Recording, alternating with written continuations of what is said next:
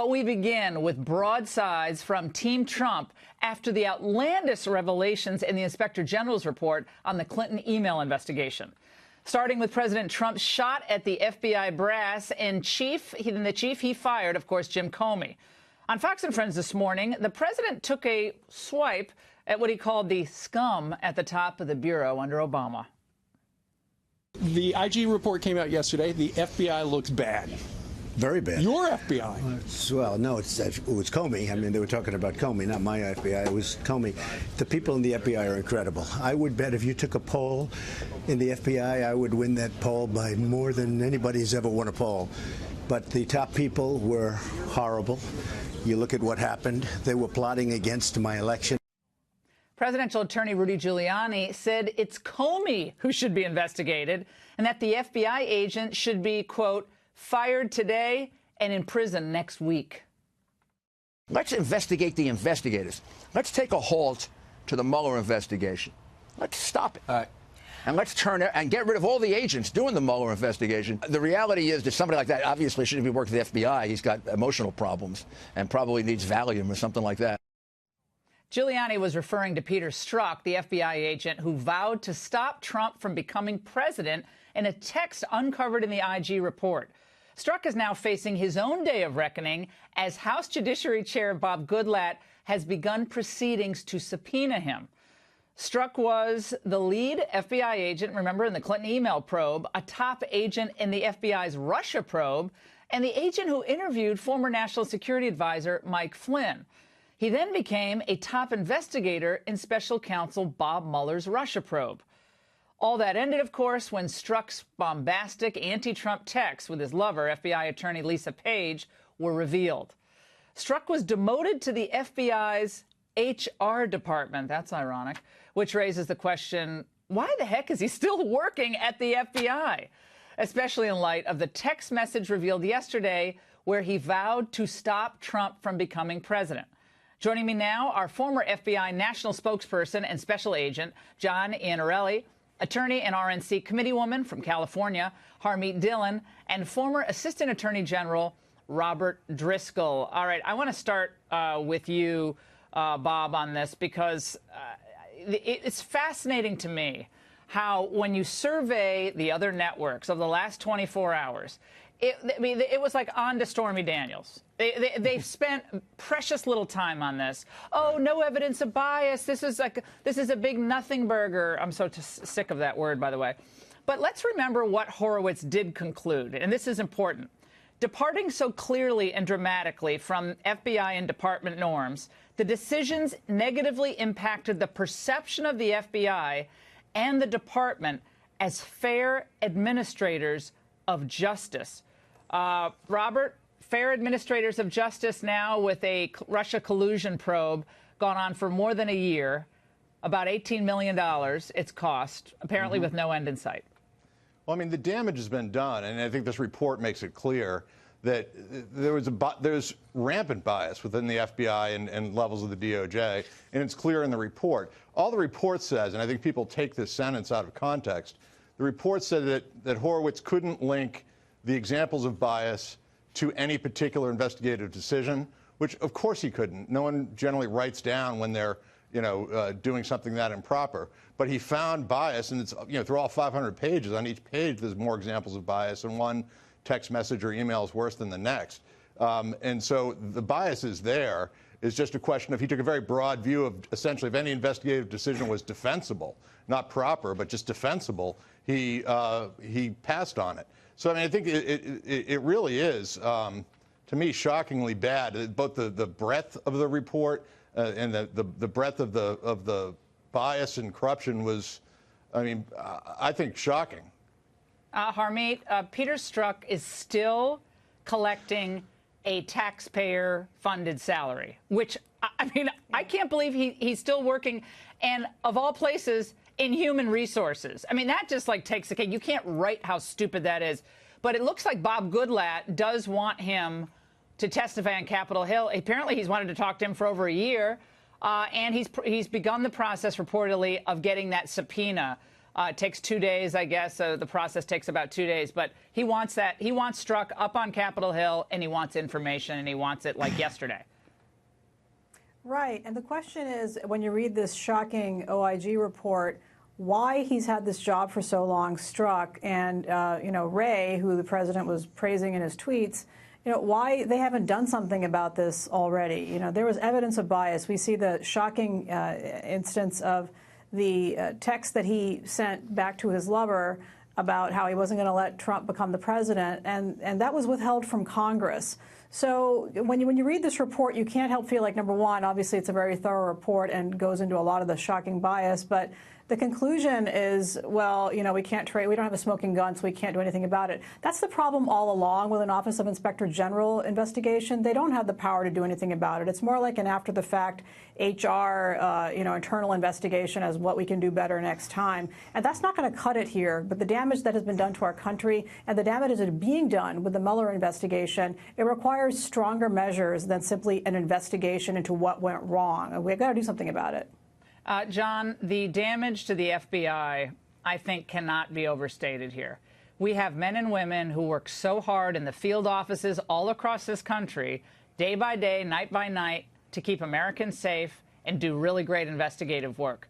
This ended up being a political oppo research operation against, ultimately against the president with the Russia probe, but a CYA situation with Hillary Clinton and these emails all along. If you actually read this report, and I've gotten through most of it, there is a lot in this report that the press, of course, is conveniently glossing over. You're right. The fact of the matter is that some horrible things were done that should have never occurred. And we have to keep in the context, though. Remember, this is a group of individuals who knew each other. Some were handpicked by their friends to work in this project, if you will. Meanwhile, you have 35,000 FBI employees doing good things every day and not acting biasly. I think it's important that they need to come clean here, and you're right. Whether or not Mr. Strzok should still be working at FBI headquarters is certainly a question a lot of us are asking. Now, remember, guys, as we said, the IG did not say he found no bias at the FBI. He said that there was no documentary evidence that bias produced specific decisions. And we got to remember, there's another IG report coming down the pike. Well, you call it IG 2.0 if you want. And that could end up being loaded with evidence of such bias, because that's about looking into the informants that were used in the Trump campaign and maybe these potential FISA abuses, the FBI handling of the Russia probe. So I want to go back to you, Bob, thinking that the IG, again, Horowitz, Trump was kind of annoyed today. He said, yeah, there's a lot of good stuff there. Then he kind of petered out at the end. That's what Donald Trump said. But I think this other report could be really important in seeing what happened to place individuals or encourage individuals to try to penetrate these lower-level people inside the campaign? Well, I think it could be important for two reasons. I mean, one is what you talked about. We'll find the basis for this Russia investigation, whether or not it was the dossier originally, whether or not it was an opposition research-generated investigation totally or not. But more importantly, we'll be able to lay it side by side with the IG report that just came out, because it will provide some context. So, I mean, in the Clinton investigation, we have the Clinton IT guy getting granted immunity for essentially nothing, admitting that they destroyed the emails after they were already under subpoena, no prosecution. Cheryl Mills being in the interview with Hillary Clinton as both a witness and a lawyer. Huma Abedin allowed to sit in on the Hillary interview. I mean, all those things, may be defensible individually in a vacuum, but an incredibly light touch for anyone who's ever gone through an FBI investigation. And then we'll get to compare that in 2.0 to, gee, what do you know? People's houses are being searched at 6 in the morning. Everyone's being charged with false statements, whether or not they're material to any given crime. Yeah. And so I think this second report could have, could be a big deal, because it could fill in some of these gaps, or at least allow us to draw some inferences. Well, yeah. I mean, guys, they certainly were very zealous in trying to, find this evidence of Russia working with Trump. I mean, getting this professor in London, talk to Papadopoulos, all this stuff that they were trying to do. My goodness, they were, leaving no stone unturned, trying to get a Russian billionaire to help that Oleg Deripaska. I mean, they're doing everything. Meanwhile, with Hillary, it's well, maybe we shouldn't maybe we shouldn't get the Wiener laptop. Maybe we should wait on that. Right. So a totally different approach, which also I think comes through when you really read the totality of this report. Harmeet, Giuliani today talked about the question we've been talking about for months here about whether the president should testify. I want you all to listen carefully to this. What you think should happen now in the Mueller investigation? They should end it. I mean, the IG report basically tells you that both prongs of the Mueller investigation are either corrupt or answered.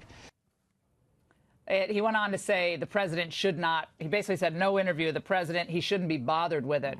Harmeet, any thinking of yours that's changed from the beginning of a possible perjury trap for a president who, I mean, President Trump likes to talk. He's very affable. He loves to get his point across. He didn't do anything wrong, he says. So he's like, I'm happy to talk. He wants to talk. But as a lawyer, and I'm a lawyer as well, how dangerous is it for him to go into that special counsel's office? Okay, Laura, so as to the first part of your question, does it change anything? No. From day one, I thought the president shouldn't talk. You and I both know that federal prosecutors are not just, regular prosecutors. They're the gunners. They're the go-getters. They're the ones who want to make their case and make their name. There's no bigger prey than the president of the United States. So he should not go in there because there's no confidence that the deck won't be stacked against him. We've seen that with Flynn. We've seen that how Strzok has behaved in many other instances. But in terms of witnesses, a CEO, a powerful person, is the worst witness. Anybody can tell you they're the worst witness because they're used to getting their way. Everybody in the room sucks up to them. And it's just a totally different scenario when you're talking even seemingly casually to a prosecutor or an FBI agent. So it would be a big mistake for any CEO, for any president, but particularly for this president. Yeah. Well, even this is going if for they a legal weren't corrupt, showdown. And now we have seen the corruption pervading the FBI. Yeah, so that's what Giuliani's not. point was. Giuliani's point today was, now that we know just what was going on in there with the desperate effort to stop him from becoming president. Cheryl Mills gets to sit in there when they're talking about whether they should subpoena Hillary. All that, the cozy relationship between the press and the FBI agents. The press are giving perks to the FBI agents. They don't know where these leaks came from. It's totally out of control. And I want to go back to you, John, it's corrupt. because we have John Dowd, who exclusively gave us a comment tonight about what this IG report actually says. He said the clear evidence, John Dowd, former, of course, lead counsel for Trump, the clear evidence of his usurpation of power, violation of his oath of office, and material false statements to the public and Congress, all to conceal his own misconduct, warranted a criminal referral of Comey's conduct. The finding of no bias was ludicrous. The OIG's findings support the president's decision to fire Comey. John. Absolutely. Comey was fired because of the things that he had done, and the president was right to step forward and take those actions.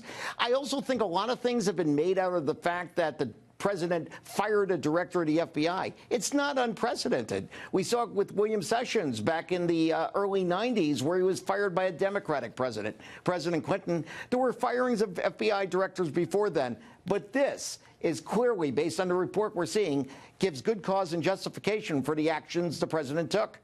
Then, guys, there was also the shocking development today. A federal judge, appointed by Obama, actually jailed Paul Manafort after Mueller claimed he tried to tamper with witnesses.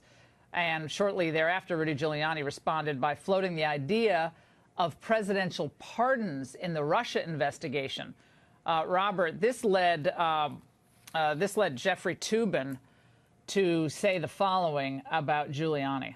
Let's watch.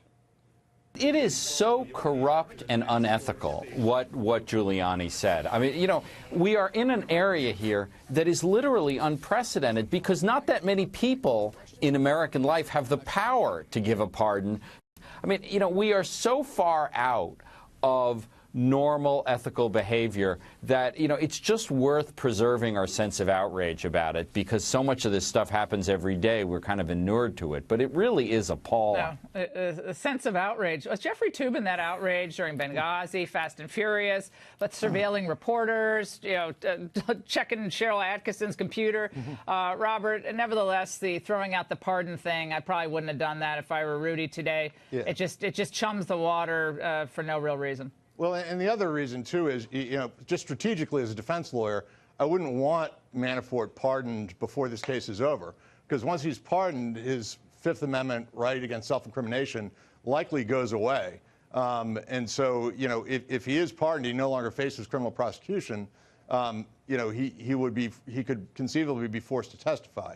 And moreover, there's just no reason to handle it now. You just wait and see where the chips fall. And if at some point later the president wants to pardon, he can. And as far as it being unprecedented, I mean, George Bush Sr. pardoned Cap Weinberger the day of his trial. I think it was the day before his trial. I remember. So I mean, it's been done. There's no question there is a inherent power the president has. So the pardon power is one of the few absolutes the president has, and there's no real check on it. So I just can't get that outrage of it. The answer to it is a political answer, which is that it's done publicly, and the president can suffer blowback for it if he does it. Yeah, I mean, Harmeet, you can close it out for us, because always conjuring up this sense of moral outrage. And we had a myriad of instances where the Obama Justice Department, we had Eric Holder held in contempt of Congress over the documents, and I think it was Fast and Furious. We had all these things happen. We got the tarmac meeting. There's no moral outrage. Suddenly, or outrage. Jeffrey Toobin and CNN is outraged over a discussion of pardon. Give me a break. Somebody needs to give him the smelling salts. The the selective outrage is the hypocrisy is laughable. They should be very concerned as Americans about the pervasive corruption of the FBI and other agencies in the government, and not about this one instance. I'm outraged as a civil libertarian that a judge is appearing to use incarceration as a penalty, as a punishment for somebody prior to their trial. And we know that it's actually only supposed to be used preventative detention in very limited circumstances where it deals with flight risk or other issues. And I don't think that standard was met today. So that's what people should be outraged about from a civil liberty point of view. She was really lecturing Manafort today, saying, well, you're not in junior high. I can't take away your cell phone, but can't trust you not to talk to witnesses. So goodbye. Thank you all. Fantastic panel.